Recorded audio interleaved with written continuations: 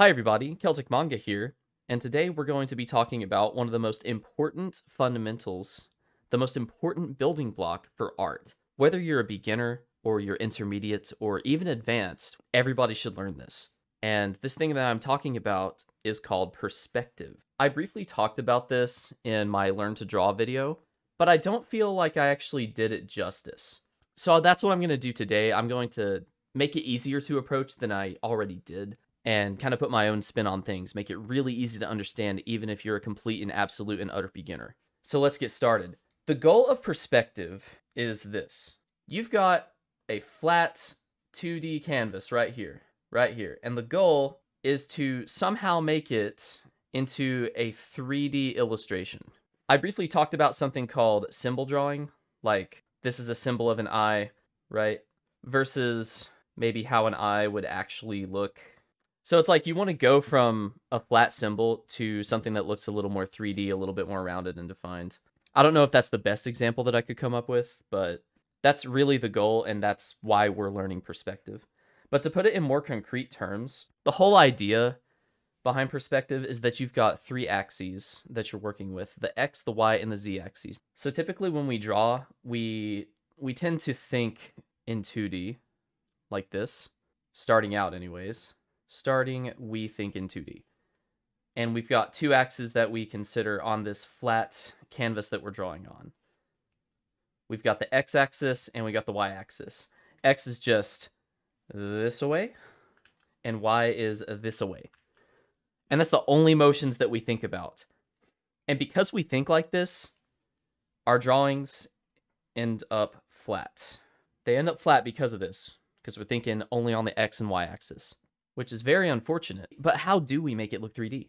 We have to think in terms of another axis, and this is called the Z axis. I'm going to draw it with a dotted line here and make it go off the canvas to kind of illustrate my points. No pun intended. X is left and right. The Y axis is up and down, and the Z axis, or the Z axis for you Canadians and Brits out there, equals in and out. Now, I'm not talking about the famous burger restaurant on the West Coast, although In-N-Out Burger is better than Whataburger, let's be real. Leave a comment if you disagree. I'm talking about in the canvas and out of the canvas. In other words, what is closer to us or further away. You'll have to excuse my handwriting. For how much I've drawn, my handwriting has suffered. So that's the basic thing. Just to summarize, X is left and right, Y is up and down, and the Z-axis is in and out. Once you start thinking like this, perspective becomes a lot easier. But now we're done talking about the theory of perspective. I'm actually going to put it into practice for you so you can actually apply it. Because it's like, okay, Celtic Manga, I know that the Z-axis exists, but how do I actually put it into my drawings? And I'll show you how to do this right now. So when we're talking about perspective, we've got two elements that we've got to worry about here. Just like that. Let me get a better line. Okay, there we go. You got to make the sound effect. You got to go shoo. Otherwise, it's not going to be a straight line. This line isn't exactly straight, but who cares? Who cares? This is called the horizon line. The horizon line, I didn't explain this in my original video, but basically it separates two parts of the drawing. The sky part and the ground part. I can't spell today, dude. Okay, there we go. The sky and the ground. If you can think of it like that, obviously this is an oversimplification, but just, it's a line that separates the sky and the ground. It's really easy. That's the first part of perspective. The second part is a little dot that we're going to put on the line. It can be anywhere on the line, but let's just put it in roughly the center so that it can be easier to read. In fact, let me make this line just a bit straighter so that we don't get carried away here. Again, you got to make the sound effect. Well, obviously it's not perfect, but whatever. Okay, so this is called the vanishing point. I'm going to write this down too.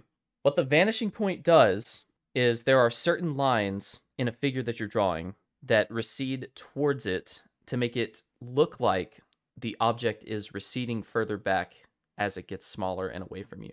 In other words, it's kind of like this. Let's say I've got a circle or a sphere, just like a giant sphere in 3D space like this. There we go. See, it's a really badly drawn sphere. If I want this sphere to look like it's getting further away from me, I simply just make it smaller. So instead of this, we make it smaller like that. Now it's further away. If there's a sphere about the same size that's in front of it, it would look like this. it would be in front of the sphere, like that. And then obviously, you would erase these lines. And since it's overlapping it, it looks like it is covering it. And if there was another sphere behind this one, kind of like that, do you see where I'm going with this? Is it starting to click yet? So now we've got 3 spheres of identical size, but they're receding towards the vanishing point like this. That's what I mean by the vanishing point. And this right here is a z-axis, and this is also a z-axis. You can also do boxes, triangles, whatever with this, but I think the simplest way are spheres and boxes. How do we draw a box in 3D space, though? That's one of the most important things, right?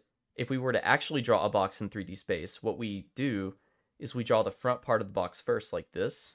There's going to be lines that go straight up and down that make a right angle with the horizon line, like that, 90 degrees. There's a little bit of math involved in this, but it's not too hard.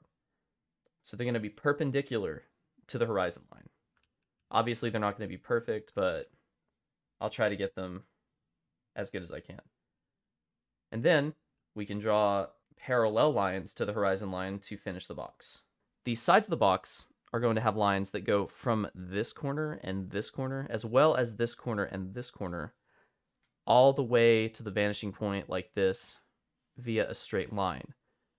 That's where they vanish to, hence the word vanishing point.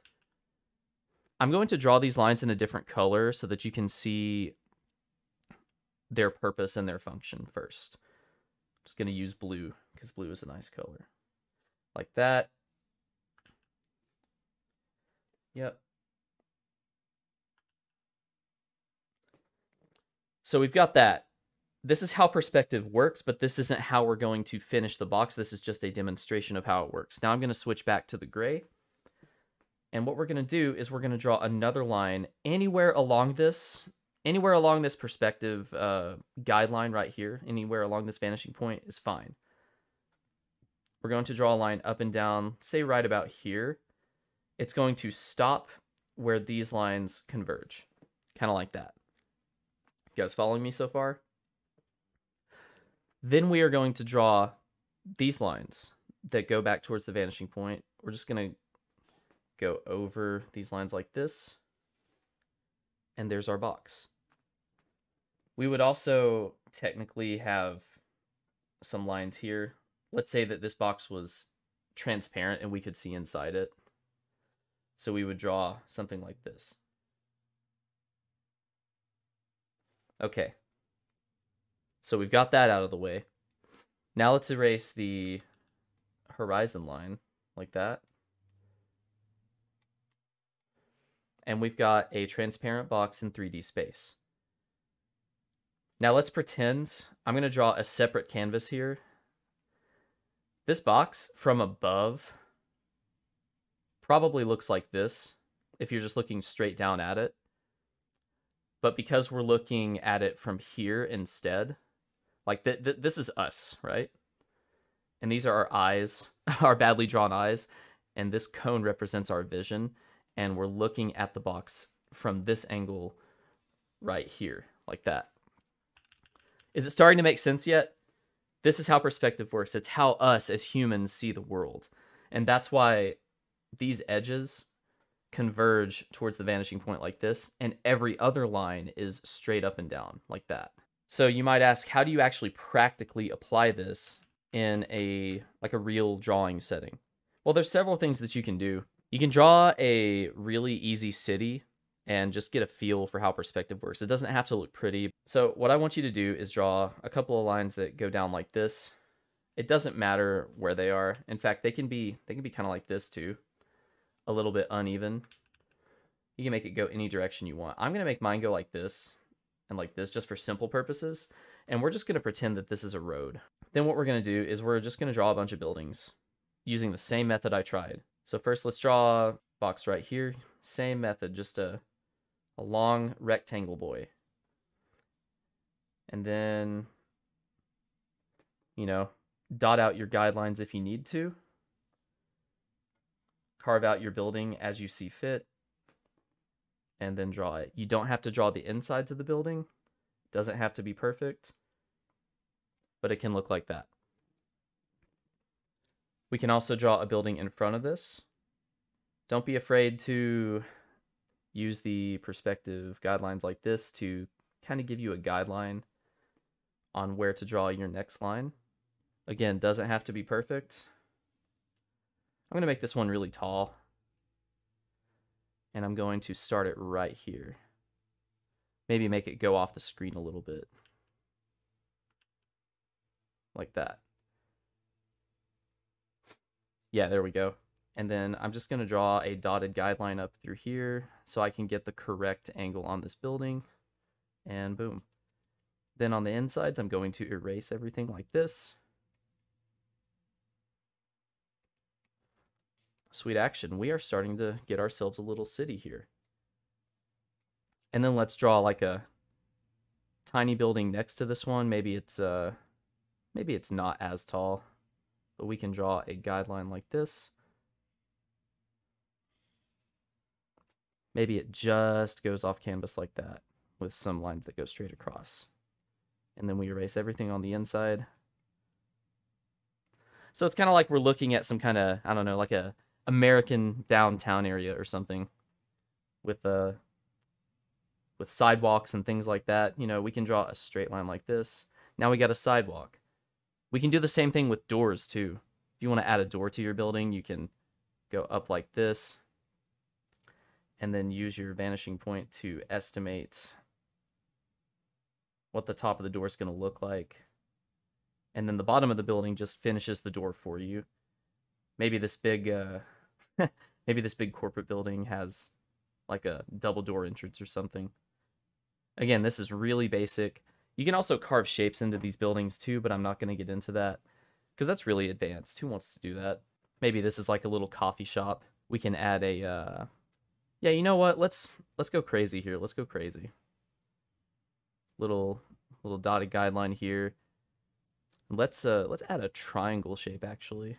It doesn't have to be perfect or accurate, but the edges of it do need to be according to perspective. So let's just do this. And then this is going to go straight across. And let's pretend this is like a little awning. We can draw the word coffee on it. Draw a little door that's right here on the side to give it some interesting point of view. I'm actually going to follow the height of the doors. And just make it up and down like that. Little doorknob. Maybe it's got a window too. And again, I'm always using the lines towards the vanishing point as a reference. That's always something that you want to be doing when you're considering perspective. Little window. So we've got ourselves a nice little downtown district. We can do the same thing over here.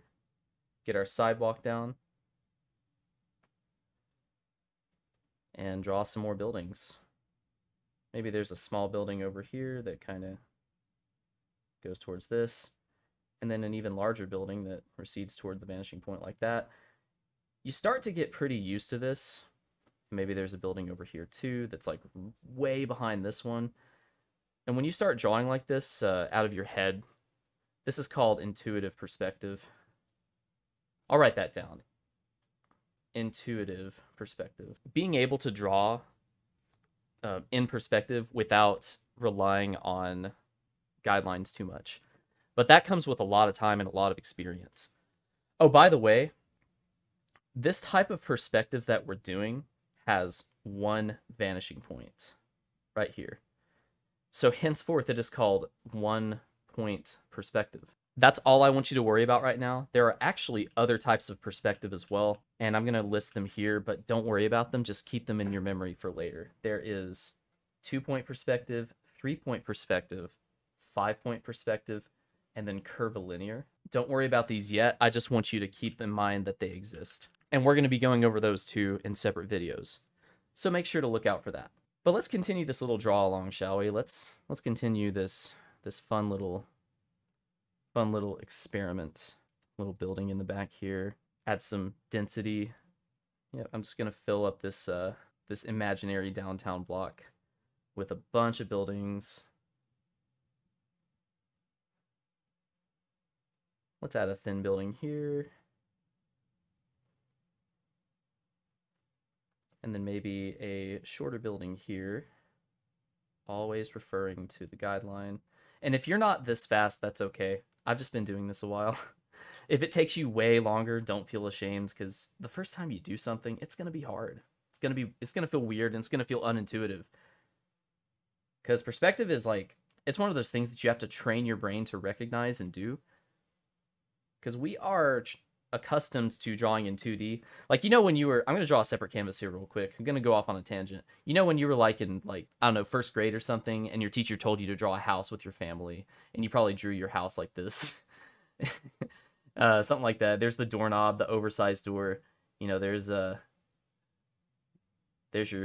parents or something, and then and then you and your siblings, or you know what I mean. So we got to train our brain to not do this ever again and not draw flat. We gotta train our brain instead to have the illusion of depth and have the z-axis in our drawings.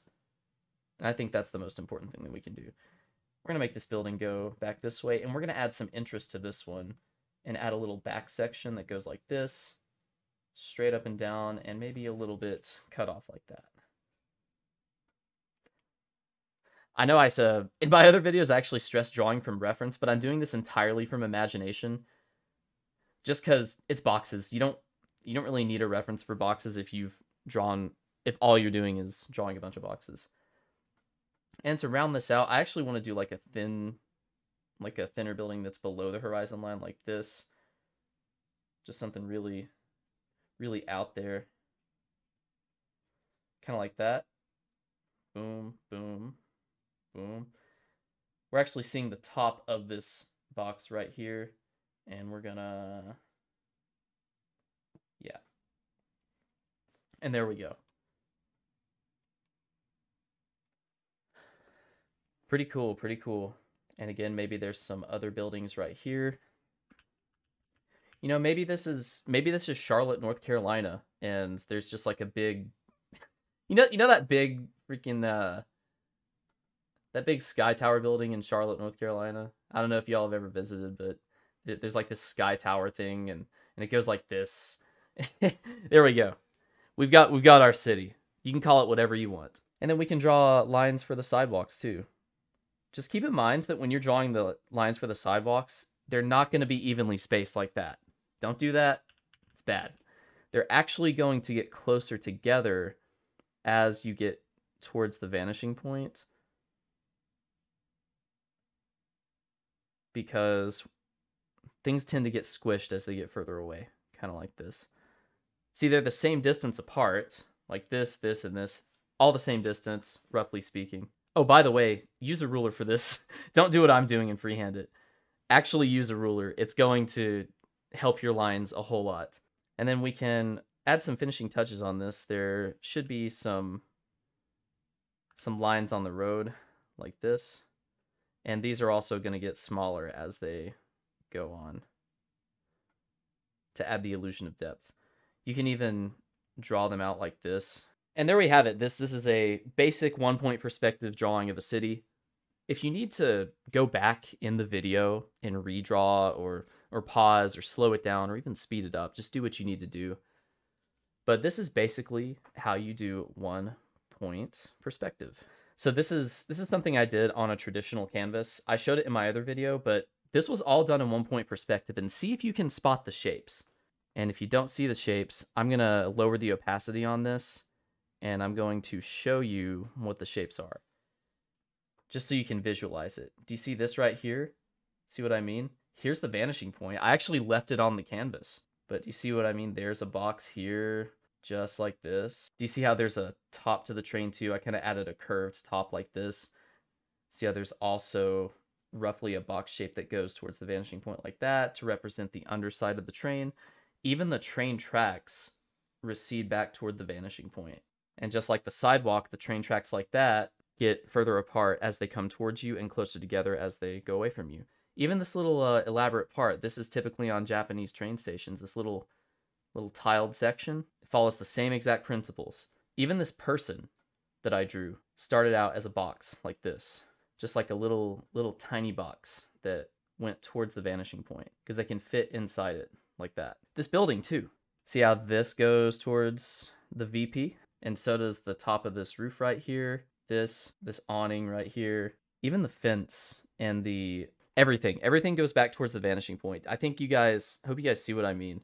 Yeah, if you guys have any questions about this, just let me know. And if something didn't make sense to you, please tell me, because I want to make these as comprehensive as possible. And if there's something I didn't explain, I'd be happy to make another video on it, or even just answer your comments about it. Anyways, that is part 1 of many of my perspective series. Next time, we're going to talk about 2-point perspective when that video comes out. This has been Celtic Manga with some 1-point perspective tutorials. I hope this has been helpful, and I'll catch you guys later. CM out.